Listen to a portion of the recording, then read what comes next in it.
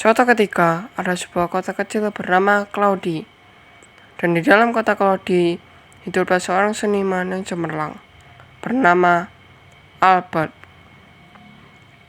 Albert sangat pandai dalam pekerjaannya, sehingga banyak orang yang salah mengira lukisannya sebagai benda nyata. Dia melukis potret orang-orang kaya di kotanya, dan menghasilkan uang dengan baik. Dia akan membawa kanvasnya kemana-mana, dan secara acak memilih tempat dan mulai membuat sketsa. Ini adalah sketsa yang berlian. Dia akan membuat sketsa matahari terbenam, buah-buahan, dan potret manusia, dan membuat semuanya terlihat sangat nyata. Tapi karena itu kota kecil, tidak banyak lukisan yang bisa dibuatnya. Sering waktu, ia mulai berjuang untuk menemukan pekerjaan. Sungai tempat Albert biasanya melukis matahari benar berdiri pohon yang indah. Albert menyukai pohon itu. Dia telah melukis pohon itu di kanvasnya berkali-kali. Namun, dia tidak pernah bosan karenanya. Dia berbicara kepada pohon itu, seolah-olah itu adalah manusia. "Oh, ayolah, jatuhkan sedikit daunmu. Haha, kau tahu, kadang-kadang rasanya seperti kau bisa mendengarku." Tetapi agar tidak tahu bahwa ada seseorang di pohon yang mendengarnya dan menyukai gambarnya. Dia adalah seorang Pickle sang peri. Pohon itu adalah rumah bagi Pickle. Dia sangat pemalu dan menyukai dedaunan hijau lebat yang membuatnya tetap sejuk dan aman. Albert berkata, "Kau bisa mendengarkan aku dan membantuku. Kau tahu, tidak ada pekerjaan di kota ini. Sekarang, aku bisa saja pergi ke kota lain. Tapi, di sini rumahku." Haha, tapi aku rasa aku harus melakukannya. Sekarang, yang aku tahu hanyalah cara untuk melukis. Dan jika tidak ada cukup membeli untuk lukisan kondisi ini, maka aku pikir harus pindah ke kota lain. Setelah Alba pergi, Tickle tanpa sedih, Tickle berkata, "Oh, aku tidak ingin dia pergi. Aku suka lukisannya. Dia adalah pria yang baik dan juga jujur. Bagaimana aku bisa membuat lebih banyak membeli lukisannya?" "Ya, tunggu. Itu bukan masalah sebenarnya. Masalah sebenarnya adalah dia tidak akan bisa menghasilkan lukisan yang banyak. Aku tidak akan bisa memaksa orang banyak untuk membeli lukisannya. Tapi aku bisa membantunya mendapatkan apa yang dia inginkan." Setelah pergi sebentar, Pika bergegas ke rongga pohonnya dan mulai bekerja. Dia bekerja sepanjang malam dan keesokannya Pika siap dengan kreasinya. Itu adalah pensil yang sangat mengkilap dan mempunyai ukiran sangat indah. Pika berkata, "Haha, ini akan membantu Albert." Pika menaruh pensil ajaibnya ke sebuah batu. Sore itu, ketika Albert seperti biasa pergi melukis pohon kesukaannya, di sana, di atas batu, ia melihat pensil. "Wow, sangat mengkilap. Ini pensil terindah yang pernah aku lihat sepanjang hidupku. Aku ingin tahu, ini milik siapa? Mungkin sebaiknya aku tidak mengambilnya. Pemilik asli akan datang mencarinya." Albert pergi tanpa melukis pohon. Hari itu, dia sangat gelisah meninggalkan pensil. Tapi, dia tidak mau mengambil sesuatu yang mungkin milik orang lain. Keesokan harinya, Albert pergi ke pohonnya lebih cepat dari biasanya. Dia diam-diam berharap untuk melihat pensil itu di atas batu. Dan itu Albert berkata, "Oh, masih ada di sini. Mungkin itu milik siapapun. Aku telah mendengar cerita tentang hutan ini. Mungkin itu nyata. Mungkin ada keajaiban di sini." Albert mengambil pensil itu dan memeriksanya. Dia kemudian mengambil kertasnya dan mulai menggambar daun yang sangat indah. "Pensil ini luar biasa. Gambarku tidak pernah terlihat begitu indah. Oh, tunggu. Apa yang terjadi?" Daun itu mulai hidup dan dalam waktu singkat ada sehelai daun sungguhan di atas kertas. Dengan hati-hati, Albert mengambil daun itu dan menyingkirkannya. Untuk mengujinya sekali lagi, ia mulai menggambar apel.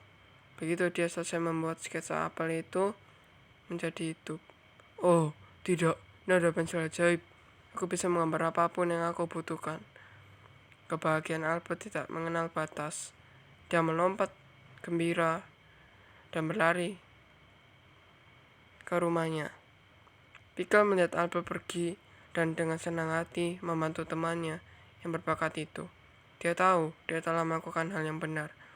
Dia mempercayai Albert untuk menggunakan pensil itu dengan bijak. Ketika Albert pulang, dia memasang kanvasnya dan bersemangat untuk menggambar apa saja dan semua yang dia butuhkan.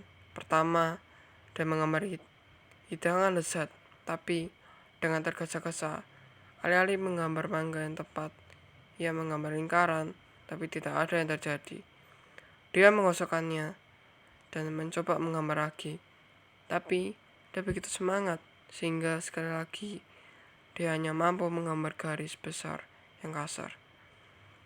Dan lagi tidak ada yang terjadi darinya. Akhirnya, Albert menenangkan syarafnya, mulai menggambar sketsa lagi. Kali ini dia bersabar dan menggunakan keterampilannya untuk menggambar mangga. Segera mangga itu pun muncul. Jadi, pensil ini hanya akan memberiku hal-hal yang aku buat dengan hati-hati dan sempurna di kanvas ini. Yang tidak diketahui Albert adalah bahwa pensil itu dibuat khusus untuk dia dan dia sendiri. Tak seorang pun di seluruh kota bisa membuat sketsa sempurna seperti Albert. Pickle tahu ini jadi dia membuat pensil sedemikian rupa sehingga tidak ada yang bisa mencurinya dari Albert dan menyalahgunakannya. Dia juga ingin Albert selalu tenang ketika dia menggunakan pensil. Dia tahu betapa pentingnya untuk tidak pernah kehilangan ketenangan kita dalam situasi apapun. Sekali lagi, Albert mengerti bagaimana menggunakan pensil itu. Tidak ada yang menghentikannya. Dia menggambar semua yang dia selalu impikan. Makanan lezat, tanaman, pakaian, barang antik untuk rumahnya. Dia menggunakan catnya untuk mewarnai sketsa dan menggambar bunga segar setiap hari. Albert sangat bahagia dan menjalani kehidupan sangat nyaman. Tapi ternyata itu membuatnya menjadi terlalu nyaman. Baiklah, sekarang apa aku miliki semua yang aku inginkan, apalagi yang bisa aku lakukan dengan pensil ini. Mengapa aku tidak membantu mereka di sini? Aku bisa menggambar apapun yang mereka butuhkan. Seperti yang diputuskan Albert pergi ke semua teman dekatnya di kotanya dan menjelaskan semuanya kepada mereka. Awalnya mereka tidak percaya kepada Albert. Kau memiliki banyak waktu luang. Hei, itu benar, sudah kak. Kau mulai bercerita sekarang. Ini bukan cerita. Tunggu, aku akan tunjukkan. Albert tahu bahwa temannya membutuhkan traktor untuk bekerja lebih baik di ladangnya. Tapi karena kekurangan uang, dia tidak bisa membelinya. Albert dengan cepat mengambil kertasnya dengan hati-hati menggambar traktor. Baiklah, sekarang semua orang minggir. Dalam waktu singkat, ada traktor tumbuh berdiri di depan mereka. Semua bersorak untuk Albert. Setelah hari itu, ada banyak membantu orang. Dia membagikan hadiahnya kepada semua orang tanpa ragu-ragu. Orang-orang di Claudi dermawan dan bekerja keras. Tidak ada pernah meminta apapun yang tidak mereka butuhkan. Hari berlalu, dan seorang turis datang mengunjungi kota Claudi. Ketika dia berjalan berkeliling, dia menyadari bahwa sesuatu tentang Claudi itu aneh. Meskipun itu adalah kota kecil, orang-orang tampaknya hidup lebih baik. Dia memutuskan untuk bertanya ke mana-mana, dan orang-orang Claudi yang polos menceritakan semuanya. Pensil ajaib apakah itu? Benar, aku harus pergi menemui pelukis itu. Turis itu adalah orang yang tamak dan dia bersembunyi di balik pohon. Dan begitu dia melihat Albert, dia muncul dan menculiknya. Wah, siapa kau? Diam, dengarkan. Akhir-akhir ini aku tidak punya banyak waktu. Untuk ini, cepat gambarkan aku batu rubi yang banyak dan berbeda, juga mahal sekarang.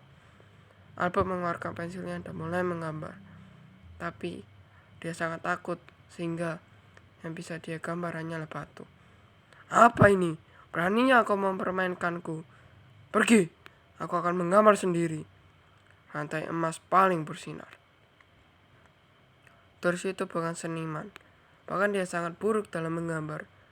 Ketika dia mencoba menggambar rantai emas, ekor ulang panjang dan mengkilap muncul. Tolong! Tetapi ketika terus itu berusaha melarikan diri dari ular, Albert menenangkan dirinya dan membuat sangkar besar. Begitu sangkar itu muncul, terus itu masuk kepada sangkar itu. Albert menutup pintunya. Setelah ular itu pergi, Albert memanggil polisi dan mengadukan turis. Dia menjelaskan bagaimana dia menculik dan disuruh menggunakan pensil ajaib untuk memuaskan ketamakan turis itu. Claude kembali damai. Semua orang bangga betapa baiknya Albert menangani situasi ini.